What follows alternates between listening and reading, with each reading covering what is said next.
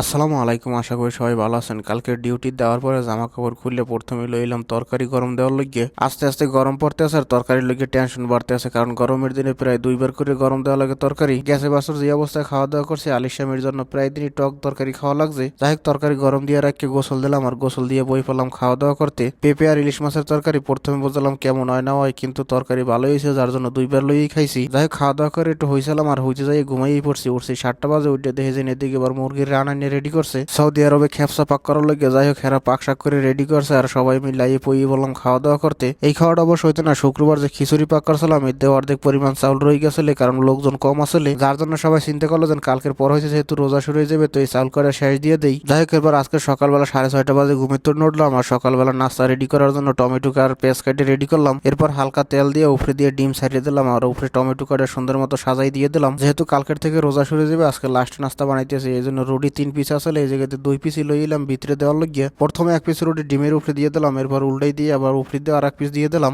অবশ্য এই রুটিগুলো বাহিরে যে খবুজ আছে এর চাইতে অনেকটাই ভালো। এর প্যাকেটের ভিতরে 6 পিসই থাকে আর 6 পিসের দাম 6 রিয়ালি। তবে সুবিধা হয়েছে এগুলো আডার রুটি আর একদম নরম। যাই হোক, নাস্তা বানাই রেডি করে রেখে প্রথমে ডিউটির ড্রেস পরলাম, এরপর বাইরে জুতা টুতা পাই দিয়ে চলে এলাম গাড়ির ধারে। আর গাড়ির ধারে আওয়ার পর দিয়ে মাশাল্লাহ বাইরে হালকা হালকা ঠান্ডা পড়তে আছে, কই তাড়াতাড়ি জ্যাকেটটা গায়ে দিয়ে লই, নাইলে আবার ঠান্ডা লেগে যাইবে না। যাই হোক, এরপর ডিউটিতে সোজা নাস্তা লই চলে এলাম খাওয়ার লগে, কারণ নাস্তা করার পরে আজকের কাজ আছে প্রচুর পরিমাণে, কালকের খেলা গেছিলে। আর মাশাল্লাহ আজকের নাস্তাটা যা হয়েছিল একদম সেই লেভেল। ইনশাল্লাহ রোজার শেষে আবার এই রকমের নাস্তা বানাই খাবো। যাই হোক, নাস্তা বানি খাওয়ার শেষে শুরু করলাম কাজ কাম। চলে এলাম প্রথমে ডাক্তার রুম। এই জায়গার ভিতরে আই দিয়েছেন বলদিয়ার বাস্কেট দুইটা একদম ফুল হয়ে গেছে। আগে বলদিয়ার বাস্কেট দুইটা চেঞ্জ করলাম, এরপর সব জায়গার বল দিয়ে উড়িয়ে শুরু করলাম ঝাড়ু মারা। যাই হোক, প্রথমে ডাক্তার রুমের ভিতরে ঝাড়ু মারে ফিনিশ করলাম, এরপর চলে এলাম গলির ভিতরে ঝাড়ু মারার লগে। আর গলির এমাথা হইতে মাথা পর্যন্ত পুরোটা ঝাড়ু মেরে বল দিয়ে উড়িয়ে হেলাই শুরু করলাম আবার মুভ মারার কাজ। প্রথমে চলে এলাম আবার ডাক্তার রুমে মুভ মারার লগে। ডাক্তার রুমটা আগে করতে সেই জন্য কালকের খেলা গেছে, 2-1 জন যদি ব্যথা ট্যাথা পাইতে হেরা আবার আইতে পারে, এই জন্য ব্যাপার আগে ডাক্তার রুমটা করে ঝামেলা শেষ করে দিলাম। যাই হোক, ওইদিকের কাজ কাম শেষ করে মাকিনা লইয়ে চলে এলাম মাকিনা মারার লগে প্লেয়ার রুমের ভিতরে। আর প্লেয়ার রুমটা ক্লিন করে অন্য কোনো কাজই করলাম না, সোজা 2:30 বাজে ডিউটি শেষ করে চলে এলাম বাসায়। বাসায় জামা কাপড় খুলে চলে গেলাম গোসল দিতে, আর গোসল টোসল দিয়ে